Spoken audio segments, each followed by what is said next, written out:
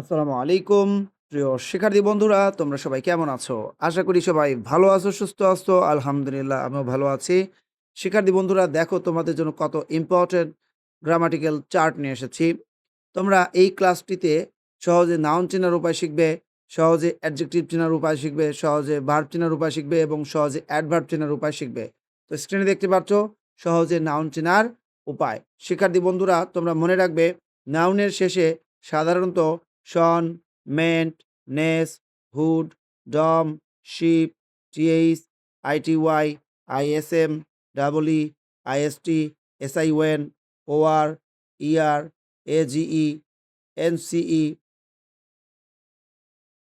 NY, T U D E, C Y, U R E, M Y, P H Y, G Y, এগুলোর কোনো একটা না কোনো একটা থাকবে।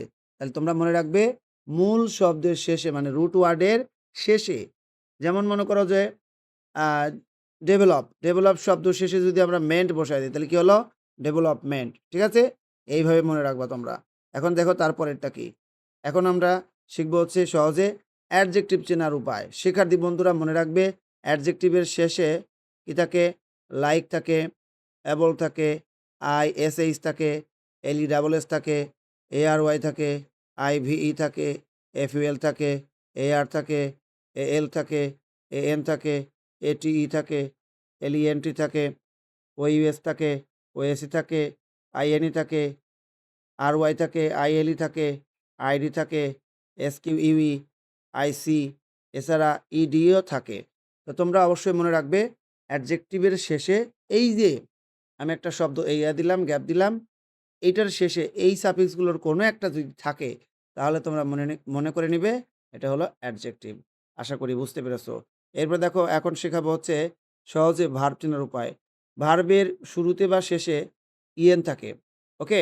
এরপর দেখো এফওয়াই থাকে শেষে, ইএসসিই থাকে শেষে, আইজেডই থাকে শেষে, আইএসই থাকে শেষে, আইএসএইচ থাকে শেষে, এটিই থাকে শেষে। তাহলে ভার্বের শেষে কি থাকে? ভার্বের শেষে এই সাফিক্সগুলোর কোনো একটা থাকবে। তাহলে তোমরা বুঝে যাবে এটা হলো ভার্ব। শিক্ষার্থী বন্ধুরা, এখন তোমাদেরকে শিখিয়ে দেব অ্যাডভার্ব চেনার উপায়। অ্যাডভার্বের শেষে তোমরা মনে রাখবে প্রথমটাই বলে দিচ্ছি এলওয়াই থাকে। অ্যাডজেক্টিভের শেষে আমি বলে দেই অ্যাডজেক্টিভ প্লাস এলওয়াই, তাহলে কি হবে? অ্যাডভার্ব হবে। ঠিক আছে? এরপর দেখো আরেকটা জিনিস তোমাদেরকে বলে দেওয়া দরকার, সেটা হচ্ছে noun plus LY. Noun plus LY সমান সমান কিন্তু অ্যাডজেক্টিভ হয়। এটা তোমাদেরকে আবার মনে রাখতে হবে। ঠিক আছে? তো যাই হোক, এই যে এখানে লেখাই আছে দেখো, অ্যাডজেক্টিভ প্লাস এলওয়াই কি হবে? সমান সমান অ্যাডভার্ব। অপরদিকে নাউন প্লাস এলওয়াই, এটা হলো অ্যাডজেক্টিভ।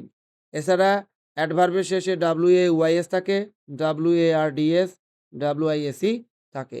তো শিক্ষার্থী বন্ধুরা, আমার পড়ানো এখানেই শেষ হলো। এখন তোমরা তোমাদের পড়াগুলো সংগ্রহ করে নিবে। প্রত্যেকেই আমার চ্যানেল সাবস্ক্রাইব করে দিবে, লাইক, কমেন্ট, শেয়ার করে পাশে থাকবে। আল্লাহ হাফেজ।